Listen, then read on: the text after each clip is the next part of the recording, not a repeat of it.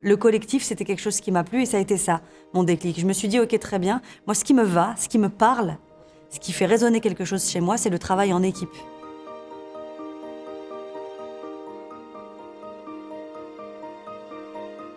En ce moment, je viens de terminer le tournage d'un premier film d'un jeune homme qui s'appelle Rudi Milstein, qui pour le moment s'appelle Je ne suis pas un héros, mais visiblement le titre va changer. Il y a souvent des titres provisoires, donc on verra le nom du film. Et puis je suis en train du coup de reprendre mes écritures, puisque je travaille sur un 4e long métrage et une série que je développe actuellement.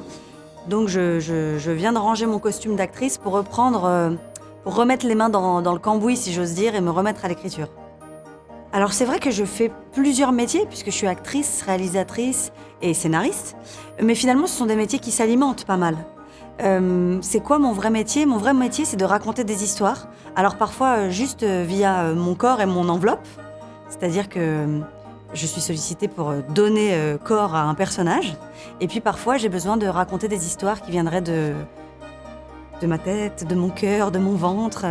Donc finalement, j'ai l'impression d'en faire qu'un seul, moi, métier. Je raconte des histoires et puis parfois via le prisme de l'actrice, parfois via le prisme de la metteur en scène.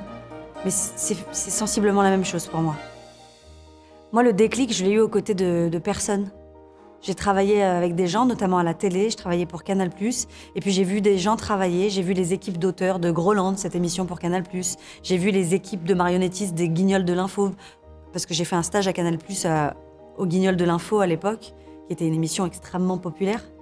Et j'ai vu les gens travailler, j'ai vu que tout ne tombait pas du ciel, qu'il fallait beaucoup travailler pour parvenir à faire quelque chose.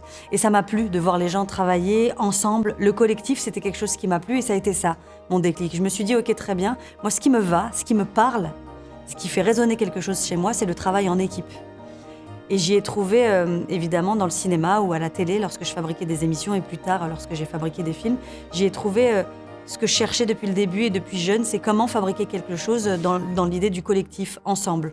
Et c'est vrai que pour moi, les métiers du cinéma, c'était le seul endroit, un plateau de cinéma, où vous pouviez trouver une coiffeuse, un comptable, un acteur, un auteur, un technicien de la lumière, et je me suis dit, c'est dingue, jamais j'aurais rencontré autant de corps de métiers différents qu'à cet endroit-là.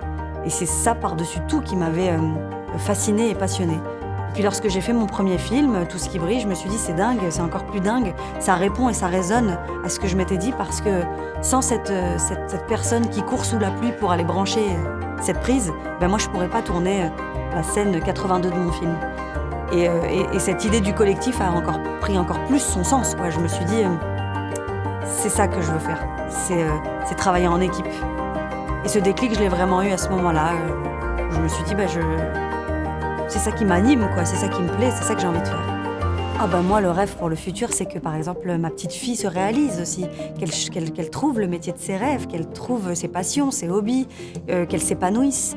Les rêves quand on a des enfants, quand on vieillit, c'est aussi de voir les gens qu'on aime s'accomplir, pas forcément ses enfants d'ailleurs, mais je pense que le rêve ultime, c'est l'épanouissement. Moi, si tout d'un coup, il m'arrivait, par exemple, de me dire « je ne suis plus heureuse lorsque je fais l'actrice ou lorsque j'écris des histoires », ce qui n'est pas le cas, alors je chercherai une voie, quelque chose qui me fait vibrer. Je pense à mon amie d'enfance qui pendant des années, a travaillé en tant que styliste et designeuse pour une maison dans la mode. Et puis un jour, à 38 ans, elle s'est dit « c'est bête, je suis passée à côté de mon rêve, je rêvais d'être pâtissière ». Et elle s'est donné les moyens.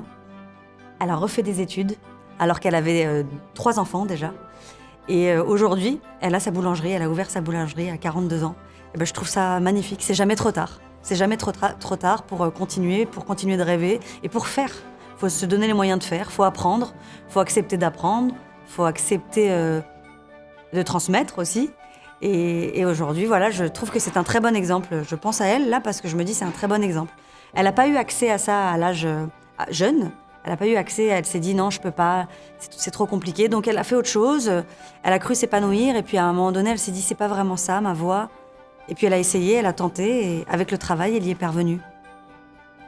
Moi, j'ai envie de vous dire ce qu'on m'avait dit à l'époque quand j'étais étudiante. On m'avait dit écoute, On n'a pas forcément les clés, on ne peut pas décider pour toi. En revanche, il y a un trousseau là, prends-le, vas-y, va essayer d'ouvrir plusieurs portes et puis tu verras. Sauf qu'il faut y aller, il faut oser aller ouvrir les portes.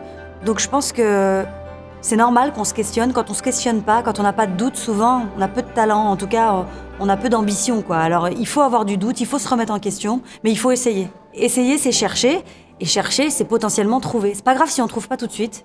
Parfois on passe une vie à chercher, mais en tout cas quand on cherche, à chaque fois il se passe des choses sur notre route. On croise des gens, on croise des talents, on peut essayer un métier, puis un autre, et puis on peut se perfectionner, décider de continuer. Et je pense que la clé, c'est d'essayer de chercher. C'est pas grave si on n'a pas la réponse tout de suite. Mais il faut continuer à chercher, à se challenger. C'est comme une course de fond, en fait. N'ayez pas peur de chercher. Vous allez trouver une voie, vous allez trouver quelqu'un, on va vous mettre quelqu'un sur votre route. C'est toujours très très riche de réfléchir à notre avenir, de réfléchir à ce qui pourrait nous animer. En tout cas, il faut travailler. Il faut travailler, c'est important. C'est important de se réveiller et de se dire qu'on va travailler pour trouver ce qui va nous passionner. Je crois que c'est une bonne solution, le travail, pour la passion.